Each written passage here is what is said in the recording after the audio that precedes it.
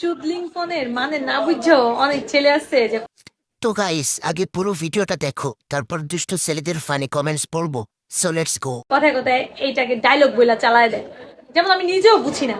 এই জন্য আমি জিজ্ঞেস করি যে কমেন্ট বক্সে তোমরা বলো যেটার মানে কি।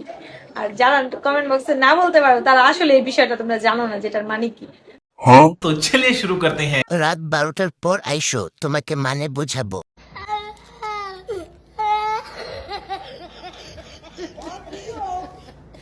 কোটার মানে তুমিও বোঝো না, পিছন দিয়ে ঢুকাইলে বুঝবা।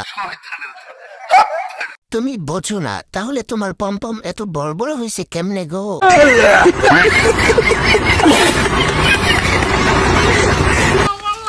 আমার ভিডিও ধরে না গেলে হ্যাঁ আমার ভিডিও ধরে না গেলে আমি ওর ভিডিওই করতাম না। তো গাইস আগে পুরো ভিডিওটা দেখো তারপর দুষ্ট ছেলেদের ফানি কমেন্টস পড়বো সো লেটস গো। আর ভিডিও করতামই না, আমার ভালো লাগে না আপনারা যন্ত্রণা বুঝুন। আপনারা একটা ভিডিও তো লাইক কমেন্ট করুন না গেলে হ্যাঁ আমার ভিডিও ভালো লাগে না, আমার ভালো লাগে না। হ্যাঁ तो चलिए शुरू करते हैं। মন খারাপ করবেন না আপা, আপনার ভিডিও ভালো না লাগলেও আপনাকে ভালো না। ডুপ্লিকেট। আহারে পাখি কেঁদো না, তোমাকে লাইক কমেন্ট সবকিছু করব। আচ্ছা এত বড় বড় কেমনে হয়ে যায়, কে টিপে ভাই?